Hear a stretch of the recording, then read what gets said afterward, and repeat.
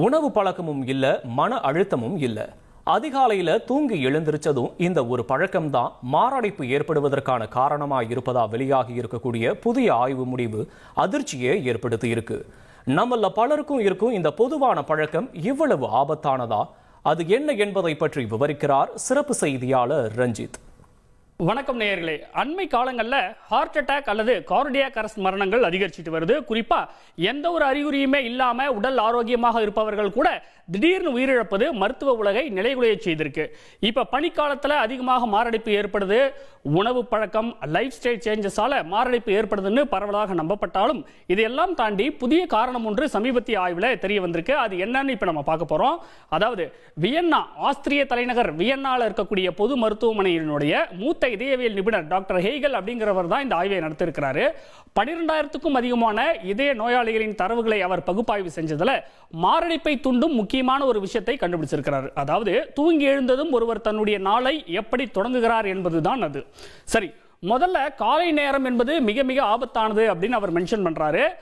ஏன்னா மாரடைப்பு சம்பவங்கள் எல்லாம் பெரும்பாலும் காலை 6 மணி முதல் 10 மணி வரை நிகழ்வதாக பல்வேறு மக்கள்களிடமிருந்து பெறப்பட்ட ஆராய்ச்சி முடிவுகள் சொல்லுதான். காலை 6 மணி முதல் 10 மணி வரை மாரடைப்பு அதிகம் ஏற்படுவதை பல ஆய்வுகள் உறுதிப்படுத்துது. ஒரு சில ஆய்வுகள் மற்ற நேரங்களை விட 6 to 10ல் 40% அதிக ஆபத்து இருப்பதாக வரையறுக்குது. அப்படி நிகழும் போது காலையில சாப்பிட்ட உணவோ அல்லது வெதரோ காரணம் அல்ல, திடீர் தூண்டுதல் அப்படிங்கிற ஒரு புதிய காரணத்தை அவர் சுட்டி காட்டுகிறார். அதாவது கண் விழித்த முதல் 10 நிமிடங்கள் சட்டென எழுந்து மொபைலை தேடி எடுத்து பயன்படுத்துவது, மன அழுத்தத்திற்கு உள்ளாவது, உடல் திடீரென அதிர்ச்சிக்குள்ளாவது, இதெல்லாம் தான் மாரடைப்பை தூண்டும் முக்கிய காரணியாக இருப்பதாக அவர் பட்டியலிடுகிறார்.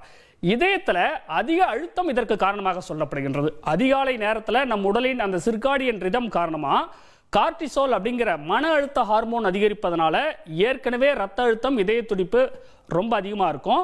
இந்த நேரத்தில் இதயத்தின் மீது இன்னும் அதிக அழுத்தம் உண்டாக்கும் செயல்களை நாம் செய்கிறோம் அப்படின்னு அவர் சுட்டி காட்டுகிறார். அப்படி இன்னும் இதயத்தில் அதிக அழுத்தம் ஏற்படும் போது இரத்த குழாய் அடைப்பு ஏற்படும் அபாயத்தை அதிகரிக்கலாம்.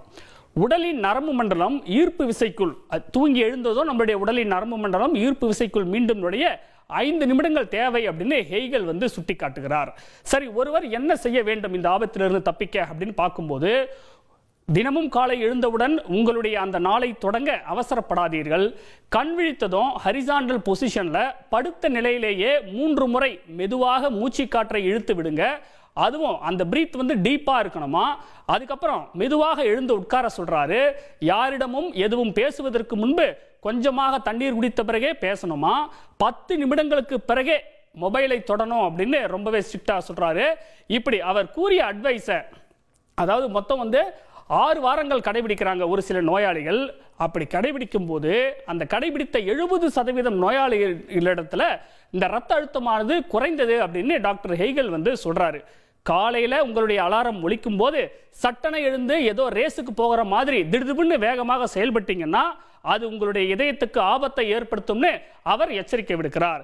இப்படி தொடர்ந்து அமைதியான காலை வழக்கத்தை பின்பற்றுங்க. இந்த சிறிய மாற்றங்கள் அதிகாலை நேரத்தில் உங்களுடைய இதயத்தின் மீதான அழுத்தத்தை குறைத்து மாரடைப்பு அபாயத்தையும் குறைக்கும்.